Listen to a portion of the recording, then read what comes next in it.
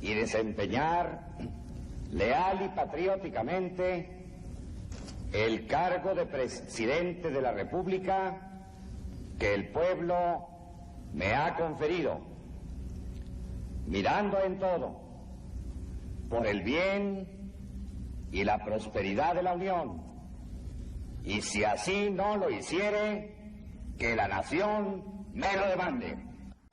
Miguel de la Madrid fue un político, abogado y economista mexicano.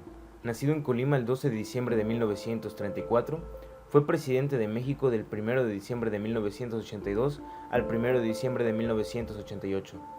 Hijo de Miguel de la Madrid Castro, quien hizo sus estudios en Guadalajara y ejerció la abogacia en Colima, muriendo cuando su hijo tenía 2 años de edad. A los 18 años de edad ingresó a la Facultad de Derecho de la UNAM, cursó la carrera de Derecho y su tesis versó sobre el pensamiento económico en la Constitución de 1857. En 1963 ingresó al Partido Revolucionario Institucional, PRI, la mejor garantía para concretar sus aspiraciones profesionales en la administración y a las finanzas federales. Como pasante de Derecho ingresó a trabajar en el Banco Nacional de Comercio Exterior, por invitación de su entonces director, licenciado Ricardo Cebada. A través de esta institución gubernamental le fue otorgada una beca en 1964 para realizar durante un año una maestría en Administración Pública en la Universidad de Harvard. El licenciado Miguel de la Madrid se casó con Paloma Cordero Tapia, originaria del Distrito Federal y con quien tuvo 5 hijos: Margarita, Miguel, Enrique, Federico y Gerardo. De regreso a México en 1965, la administración de Gustavo Díaz Ordaz le reclutó para el gobierno federal, nombrándole subdirector general del Crédito de la Secretaría, Ministerio de Hacienda.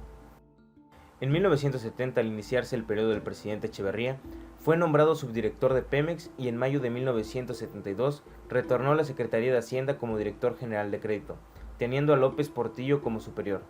Durante estos cargos asistió a reuniones internacionales de la ONU y la OEA en materia de desarrollo social, economía y finanzas.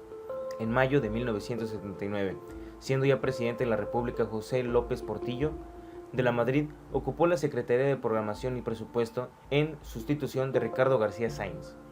Al frente de tal secretaría, impulsó el Plan Global de Desarrollo, PGD, dado a conocer en abril de 1980 y cuya meta tangible era obtener una tasa de crecimiento anual del 8% hasta el final del sexenio.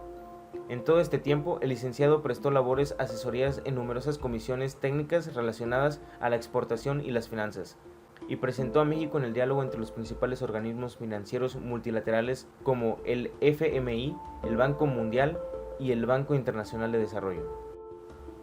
En el 17 de septiembre de 1981 fue postulado por el PRI como candidato a la presidencia de la República y venció en las elecciones del 4 de julio de 1982. Obtuvo una aplastante victoria, superando con casi 13 millones de votos al rival más cercano. Asumió el cargo en diciembre de ese mismo año. En su primer discurso a la nación como mandatario, anunció un plan de austeridad para sacar al país de la crisis económica, principal objetivo de su programa. Para ello, siguió una política de austeridad y de lucha contra la corrupción. Y cito: "Gobernaré con la Constitución y con las leyes. Gobernaré para los objetivos superiores que consignan. Gobernaré para preservar y fortalecer la independencia nacional, proteger y acrecentar el disfrute de las libertades individuales y colectivas, para enriquecer la vida democrática en lo político, lo económico y lo cultural, para procurar la convivencia fraternal y armónica de todos los mexicanos. Gobernaré para preservar y afianzar la paz de la República". De la Madrid llega al poder en una de las épocas más difíciles del país, mucho debido a su antecesor José López Portillo, quien nacionalizó la banca 3 meses antes de salir del poder tras 2 sexenios de gastos excesivos. Como resultado, la inflación subió un promedio del 100% cada año, el empleo informal creció a 20% entre 1983 y 1985, y hubo caídas drásticas en producción, sobre todo en industrias gubernamentales.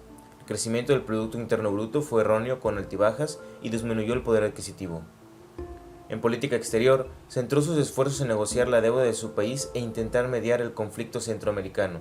En este sentido, fue uno de los fundadores, junto con Venezuela, Panamá y Colombia, del grupo de Contadora, construido en enero de 1983 para contribuir a la pacificación de América Central. Durante su administración, el número de paraestatales se redujo de 1.155 a 413. Ante la severa crisis económica, se establecieron los pactos de crecimiento económico en los diversos sectores sociales, mediante los cuales el gobierno subsidiaba parte de los precios de los productos básicos y los productores y distribuidores se comprometían a no aumentarlos. Durante su presidencia, México sufrió una de las peores catástrofes de su historia. El jueves 19 de septiembre de 1985, a las 7:19 horas, la capital de la República fue sacudida por un terremoto de 7.8 grados en la escala Richter, muriendo posiblemente más de 20.000 personas y miles quedaron sin hogares. Tanto las declaraciones del presidente de la Madrid señalando que el país no requería ayuda extranjera para enfrentar la tragedia, como su decisión de no permitir que el ejército colaborara con la población en las labores de rescate durante las primeras horas posteriores al terremoto, le valieron severas críticas a su administración. En enero de 1986, tras aproximadamente 3 años de negociaciones, México logra ser admitido al GATT, siendo el punto más fuerte de esta administración. Pero en este mismo año se retornó el saldo deficitario en las cuentas corrientes. Las reservas de divisas descendieron a un nivel peligroso, el peso entró en caída libre por respecto al dólar y el crecimiento para el conjunto de año fue ampliamente negativo, del menos 3.8% del Producto Interno Bruto. El 5 de octubre de 1987, la Bolsa Mexicana de Valores explotó ante el incontrolado proceso de ventas, perdiendo el 50% de su volumen de capitalización. El hecho coincide con el crack de la Bolsa de Valores de Nueva York. El 18 de noviembre de ese mismo año, el gobierno dispuso de una devaluación del peso del 55% y el tipo de cambio intervenido se fijó en las 2.278 unidades por dólar, haciéndolo coincidir con el tipo de cambio libre. De enero a diciembre de 1987, la moneda mexicana había perdido el 192% de su valor tras sucesivas depreciaciones, y la inflación para los 12 meses registró la tasa del 160%. Ante tales acontecimientos, el 15 de diciembre de 1987, de la Madrid suscribió un pacto solidario económico con los actores sociales para consensuar las medidas de contingencia antiinflacionarias y repartir cargos de responsabilidad, pero el sindicalismo independiente optó por las movilizaciones para protestar. Al dejar el poder, Miguel de la Madrid ocupó la dirección de Fondo de Cultura Económica, la institución de fomento editorial más importante de México.